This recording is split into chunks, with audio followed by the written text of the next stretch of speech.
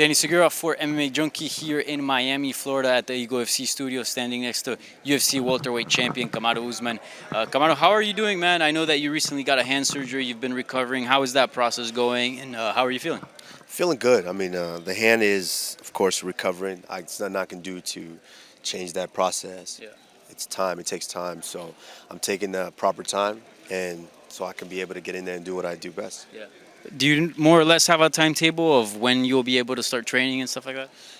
The doctors told me about 3 months. I can't punch anything for 3 months, so I'm doing everything possible. I'm in physical therapy right now just to try to get that healed as fast as possible.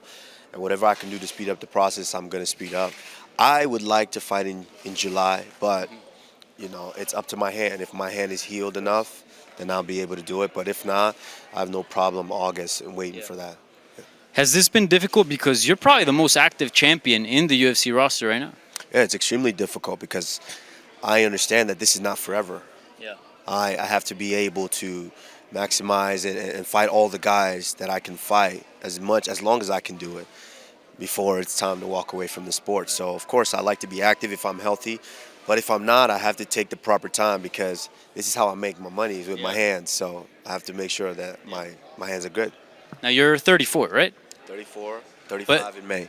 But I mean, you're obviously in phenomenal shape, and no signs of slowing down. How long do you see yourself doing this? I mean, when you talk about, because you're pretty aware that there is a finite amount of time you get to be as a professional athlete.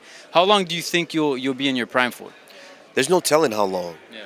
For me, it's about being honest with myself, and this is something that I do very, very well. As long as I'm honest with myself and my abilities, there's no necessary time. Oh, it's tomorrow. It's 1 fight or 2 fights. There's no necessary time. It's as long as I'm honest with myself and I can still compete and do it the way that I want to do it, then I'll be here. Yeah. And I got to ask you a few things going on in your division. Not so long ago, we saw a big fight at 170 pounds. Colby Covington defeating Jorge Masvidal. Did you watch the fight and your overall thoughts on the performances on both sides? What did you think of Masvidal and what did you think of Covington? Yeah, I was actually there for the fight. I took my daughter; she wanted to go. But I mean, it's what I expected. Nothing, nothing surprising there. So, yeah, I'm glad. I like for these guys to be fighting each other rather than just sitting around waiting for me to pick their number and give them a payday. I like for these guys to fight each other, and they're starting to do that, which is great for me because then it opens up the clear-cut #1 contender. Yeah. And he's 0-2 against you, but you have said before in the past that you could see a potential trilogy fight down the line, even though you have 2 victories over him. Do you feel like that's still the case after having watching him compete? Do you feel like he's probably the biggest threat at 170, if not among the biggest? Let's not get carried away. I wouldn't say threat. I just think contender. like I've said before, I'm so far ahead of the division. I'm starting to lap these guys again, and I've already lapped him and Masvidal, and hopefully soon it'll be Leon Edwards as well. So as long as I continue to do my job, if these guys are still hanging around and I can still compete, why not? Yeah. And the Leon Edwards fight, that's another guy that you've also beaten in the past. It's supposed to happen. We still have no day yet, but that's supposed to be the fight that's being targeted. He's been sort of on this run that, a huge winning streak and just unable to get a title shot. Finally, it seems like he will be. Do you almost identify a little bit with him because you had to really almost clear out the division to get a shot at 170? Yeah, in a sense. He's definitely did what he had to do to earn this back. And I respect everything he's done. He hasn't lost since he fought me. Yeah. And so after suffering that defeat, he went back. He worked on every aspect of the game, and he's starting to show that every time that he steps out to compete now. So, of course, I got to give him that respect where it's due. But, I mean, these guys understand. Unless they understand that, unless they step in there with me, they don't really understand that it's levels to this, and I'm just farther ahead than these guys. So, of course, I respect him for all he's done. Big props to him, and I'm willing to give him that shot. So, yeah, we'll see what happens. How do you see that one playing out? Because I feel like since you fought him, I mean, he's also, you said he's evolved, certainly, but you are pretty much a different fighter. You've grown leaps and bounds. Yeah, and he said that if I step in there with him, I won't be striking the way that I am now. So I will oblige. I give it to you. I will not strike. I am coming in to wrestle. I'm going to take him down. I'm going to beat on his face until he quits. So don't expect me to strike at all. No. I'm going to wrestle. Don't expect me to strike, Leo. Don't expect me to strike. Since I'm not a good striker, don't expect me to strike. I'm coming to take him down, and I'm going to beat his face in. You told that to Trevor already? No, I didn't tell that to Trevor. Trevor, the one thing I love about Trevor, which is why he's such an amazing coach, is he lets us do us. Of course, he's a mastermind in preparing us for these battles, but he lets us do us. So if I want to just wrestle this guy and beat his face in, Trevor's like, all right, let's get the win. Yeah. A couple quick ones. Khamzat Chimaev is going to fight Gilbert Burns at UFC 273 in Jacksonville, Florida. Thoughts on Khamzat? Because it seems, he has some mystery around him, right? Finally, he gets one of the very top contenders in Gilbert Burns. How do you think he'll fare? Do you feel like he's a legitimate contender among the very best of the division? I don't know. I think, of course, I'm watching just like everybody else on the sideline. So he has a date. He goes out there and does his thing. There's a ton of other guys in the division. You've got Covington, you got Masvidal, you got Luke, you got Muhammad. There's tons of guys that have been putting in work for a long, long time, still sitting right there at the top of the division. So, yeah, he's got some work, and he's doing a good job with his work. That's it. Yeah.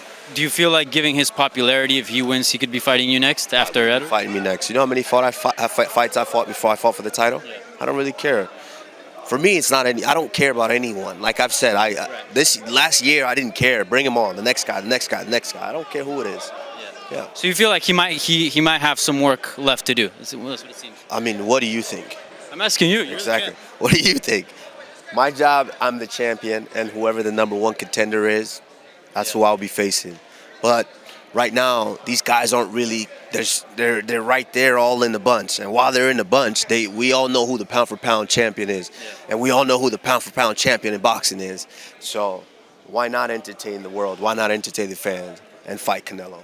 That's what I was going to ask you next. I interviewed Ali a couple of days ago, and he was pretty adamant that fight needs to happen, that he's confident that you would finish him within 3 rounds. And he even went out of his way to call Canelo a coward, to go in there and step out with the go at 170 pounds. Do you feel like that fight can come to fruition? Do you feel like that's a possibility in your future? Absolutely. Why wouldn't it be a possibility? He said it himself. Yeah. Why wouldn't it be? Pound for pound versus pound for pound. And what Ali meant in that is they expect us to go over there. We're fighters. We're real fighters. What would happen if me and him was out in the street? Yeah. We're real fighters. But they expect us to come in and participate in their sport, their art. So it is what it is. That's why Ali said that. But at the end of the day, hey, I'm willing to step in there. I've got the cojones enough to step in there and do my thing. So, it is what it is. I think that fight 100% needs to happen, pound for pound versus pound for pound, and I've said it. Everyone will always say it can't be done until they see it done. Yeah. So, I've said it before. I will stop him. Yeah. And yes. Have you floated the idea at all to Dana? I know media has, but you. Me and Dana haven't talked about it, but it needs to. It's a fight that I want. If Canelo wants to fight, which he's said that he's not opposed to the fight, then we'll make the fight happen. It's not too difficult. Dana White's the greatest promoter in the game for a reason. So it's not something that's too difficult to make. I think we can make that fight. Yes. I think a lot of fans from the last pure UFC fighter, top UFC fighter versus boxer experience was the McGregor-Mayweather, and a lot of fans were kind of left with a little bit of a bad taste. What would you say to the fans about this specific matchup with Canelo? Because obviously Canelo much different than Mayweather. You're much different than McGregor. What would you say to fans about this specific matchup being much different than what we saw prior? Well, that's the thing is we come to entertain. We're coming to entertain. The Mayweather-McGregor, they entertained people with the way they talked and the way they walked. And we know Conor, the way he entertained. So does Floyd. Floyd did that. But Floyd is the absolute best defensive fighter we've ever seen in that. Even though he took a different approach in that fight. But that was still that type of fight.